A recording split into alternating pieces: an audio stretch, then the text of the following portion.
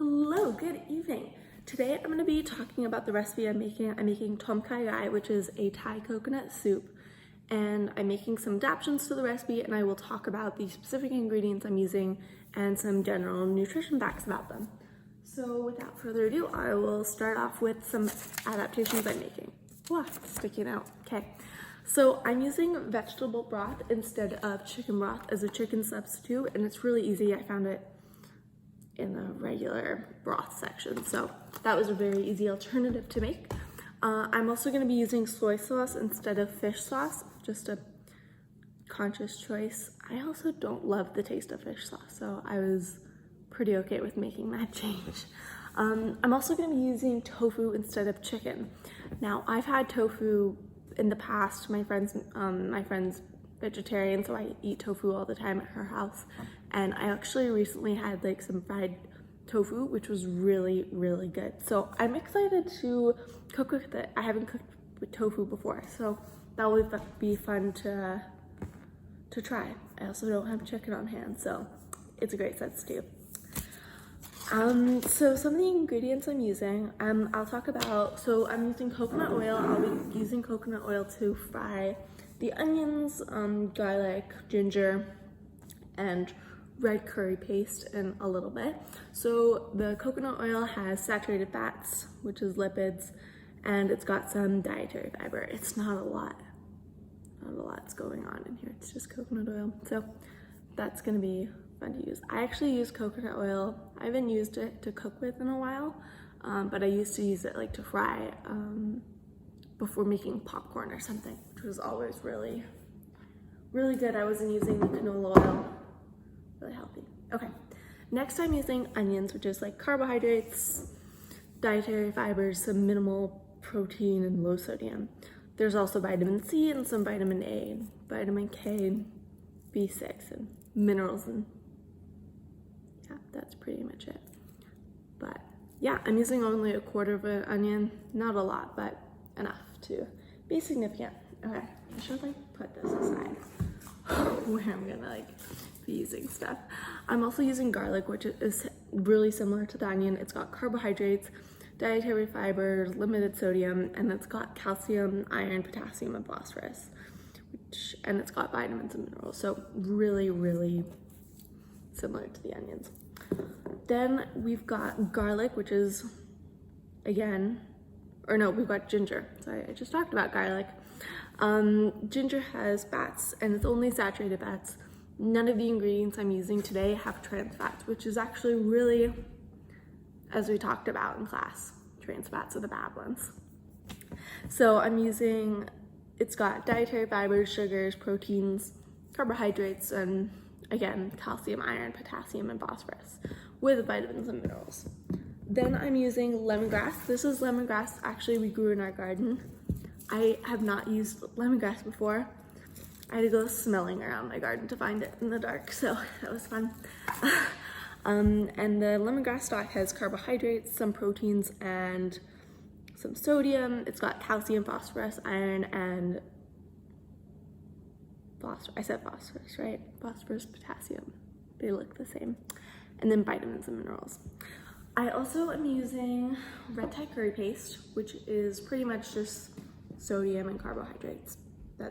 It does not have a lot of sugars, and it doesn't have any fats actually. So that will be a great ingredient to use. Sorry. I am also going to be using vegetable broth, as I talked about, which has sodium and carbohydrates and a little bit of sugar, but not significant enough. There's no fats in this vegetable broth, which is going to be great. So I'm using that as well. Coconut milk. So I'm using 2 cans of coconut milk. I think a can equates to almost 1 cup. I hope so. Anyways, the can of coconut milk has some fats, saturated fats specifically, some sodium, carbohydrates, and very minimal sugars. It's also got some iron and some potassium in it. And I'm using 2 cans of this. Ooh, okay. I'm also using tofu, which I talked about, it's getting its protein from soybeans. And there's gonna be some fat, saturated fat specifically, carbohydrates, fibers, no sugar, sodium, and it has some calcium, iron, and potassium in it. I'm excited to use this tofu. I really want to cook more with tofu. I think that's going to be a really big change that I'm going to be making that can actually long-term be implemented into my diet, because the main meat I eat is chicken. So if I can cut out chicken and implement tofu, then I'm really not eating, I'm not eating any other meat products. So that would be a great alternative in my diet. Next, I'm using coconut sugar, which is, again, sugars, carbohydrates, some sodium, and that's pretty much it. And coconut sugar was in the recipe already. I did not actually have to adapt it in, which is great because they're already consciously making that choice. I'm also using teriyaki sauce, which is going to have some sodium, carbohydrates again, sugars, a little bit of protein, not a lot. And a lot of these, I'm only using like a teaspoon or a tablespoon, so the amounts are minimal, but these nutrition facts are relating to like the general item. Then I'm using a lime, which is carbohydrates again, sugars, minimal fibers and protein, and then it's got some vitamin C, potassium, phosphorus, magnesium, and calcium in it. I'm also using a green onion. I'm using green onion and cilantro. So the green onion has sodiums and carbohydrates. It's got dietary fibers, sugars, and proteins, potassium, calcium, and vitamin A or C. And then cilantro has sodium, carbohydrates, dietary fibers, and proteins, potassium, calcium, iron, and vitamin A. So a lot of these have similar micro and macro nutrients in them. And I will check in after I make the tom kha gai. Wish me luck. Thank you very much.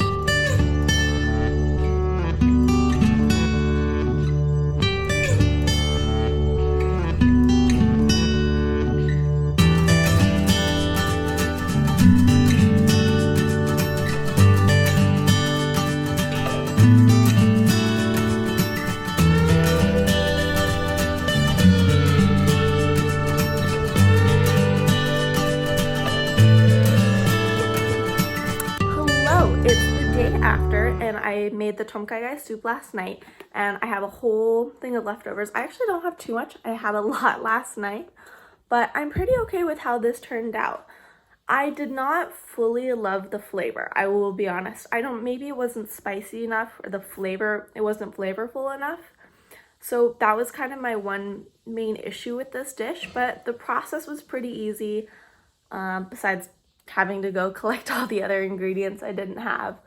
And so I'm going to kind of talk about some of the elements I changed. The vegetable broth instead of the chicken broth was really, really easy.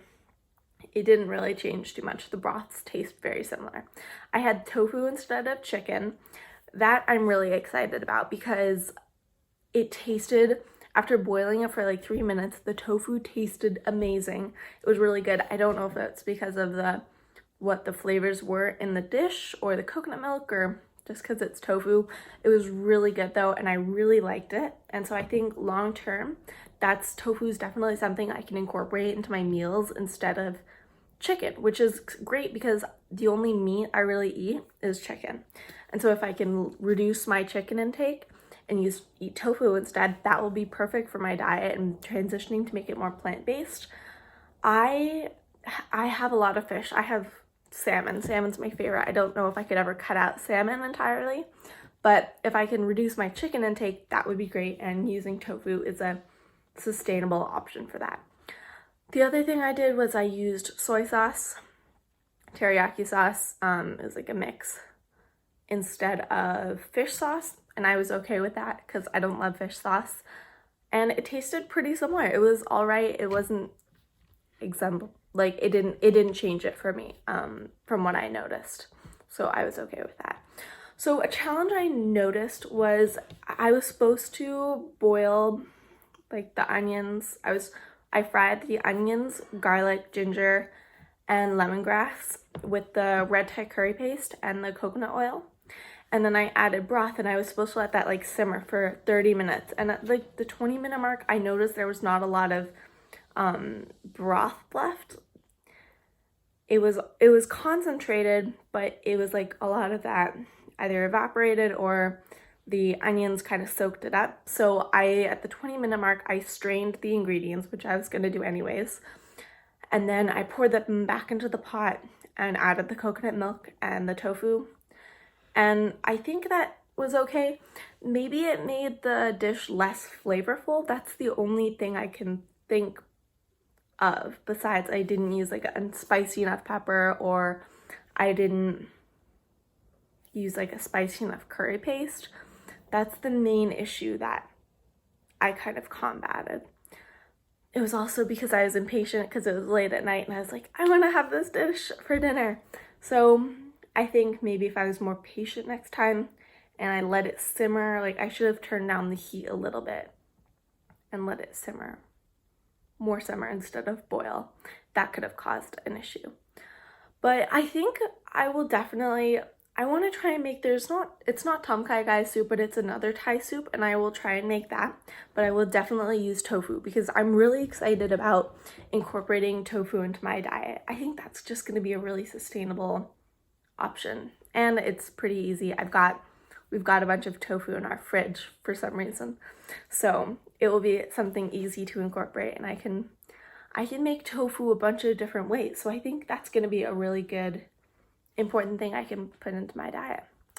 Overall, that was pretty much it. The dish turned out okay. I don't know if I'll make it the exact same way in the future, and the changes I would make would probably be either use a spicier curry paste or use a spicier pepper and wait those 10 extra minutes and let it actually simmer, not boil. But other than that, that was probably the main lesson, and the waiting the 30 minutes, that was the main challenge I faced. So yeah, that was pretty much it. I'm really happy with this dish, and I will definitely be experimenting with it and the ingredients in the future. Thank you very much. Bye.